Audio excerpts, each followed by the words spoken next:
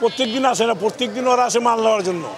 আপনি দেখেন না কোন বিল্ডিংটা আছে ঠিক মতন, পারমিশন দিয়ে টাকা দিলে 2-4 লাখ টাকা দিলে হয়ে যায়। তারের জন্য আগুন লাগে, শর্ট সার্কিট হয় তারের জন্য। দেখেন না কীরকম তার। যুগের এই স্যার, বড় স্যার আসছে, আচ্ছা দেখছে বিল্ডিংটার উপরে। উনি বললো যদি বিল্ডিংয়ের কাগজপত্র ঠিক থাকে তাহলে আপনি ভালোভাবে থাকবেন, আর যদি ঠিক না থাকে তাহলে আইনগতভাবে মামলা হবে। আমরা বলছি স্যার বিল্ডিং তো 2002 সালে বিল্ডিংটা করানো হয়েছে, 18 বছর হয়েছে। মানে 18 বছরের ভিতরে এই ওয়ালটা ঝুঁকিপূর্ণ ওয়াল ছিল না, কিন্তু ওয়ালটা ভূমিকম্পতে পড়ছে, কলম ছিল, পায়া ছিল, সবই ছিল। কেন আল্লাহ করছে, এটা তো আমাদের কিছু নেই ভাই। কিন্তু কথা হইলো যারা মারা গেছে এদের জন্য দোয়া করুন। আর যদি বিল্ডিংয়ের যদি কিছু ত্রুটি পায়, যদি বিল্ডিং কর্তৃপক্ষের লোক কোনো জরিমানা করে, টাকাটা যেন ওরা পায়।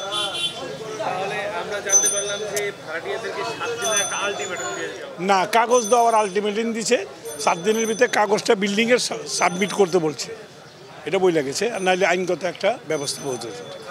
আর দেখা গেছে যে ঘটনাস্থলে কালকে ফায়ার ব্রিগেড এসে এখানে জর্জরিত যে তারগুলো ছিল, হ্যাঁ, ইন্টারনেট ডিশ কানেকশনগুলো কেটে দিয়েছে, নতুন করে আবার পুনরায় স্থাপন হচ্ছে, কিভাবে দেখছেন? না, এটা ভালো না তো, এটা কাইটা ভালো ভালো। এই তারের জন্য তো আগুন লাগে, তারের জন্য আগুন লাগে, শর্ট সার্কিট হয় তারের জন্য। দেখেন না কীরকম তার, তারগুলি সব কাইটা ভালো হবে, আরও থাকাই দরকার নেই। এটাতে আপনারা এলাকাবাসী কীভাবে এটার স্টেপ নিয়েছে? এলাকাবাসী তো আমরা তো বলতে পারি ভাই, কিন্তু করতে তো পারতাছি না, যেটা সত্য কথা। কাদের জন্য? যারা ডিশ চালায়, যারা নেট চালায়, এদের জন্য করতে পারতেছি না। এদের হাত তো খুব লম্বা হাত, এরা বহু কিছু করতে পারে। এরা বলে আমরা কোঅপের কি সদস্য মামলা করে দিব, তোমরা তার কাটলে আইনগত ব্যবস্থা নিব। তাহলে তো আমরা তো আইনের বাইরে যেতে পারি না, আইন তো আমার মানতে হবে, যেটা আমি দেশের নাগরিক। এই আচ্ছা, আমি প্রশ্ন করছি যে স্যার আপনি এতদিন পরে এখানে আসছেন, আপনার তো নিচে অফিসার ছিল, এরা আসেনি, তদারকি করেনি, আরও ঝুঁকিপূর্ণ বিল্ডিং আছে।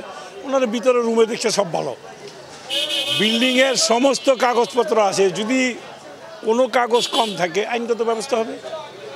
আমার কথা হইল কি, যদি ক্ষতিগ্রস্ত বিল্ডিং থেকে হয়ে থাকে তাহলে যারা মারা গেছে এখন ডেমনিস্টার যেন ওর হাতে যায়। এখন প্রত্যেক দিন আসে না, প্রত্যেক দিন ওরা আসে মাল নেওয়ার জন্য। হ্যাঁ, আপনি দেখেন না কোন বিল্ডিংটা আছে ঠিক মতন, পারমিশন দিয়ে টাকা দিলে 2-4 লাখ টাকা দিলে হয়ে যায়। আপনি পুরান ঢাকায় হাঁটেন না, কারবিল ভবনটা আছে 10 তলা, দেখেন না ওই যে সামনে পার্কিং নেই, বহুতলা বিল্ডিং দিছে, দোকান পার্কিং নেই। স্কুলের 8,000 8,500 ছাত্রছাত্রী যাইতে পারে না, এরা কাইটা যায়, পইরা যায়, মইরা যায়, কী করবো? স্কুলও বাড়িওয়ালার কাছে অপারক, কিছু করতে পারে না।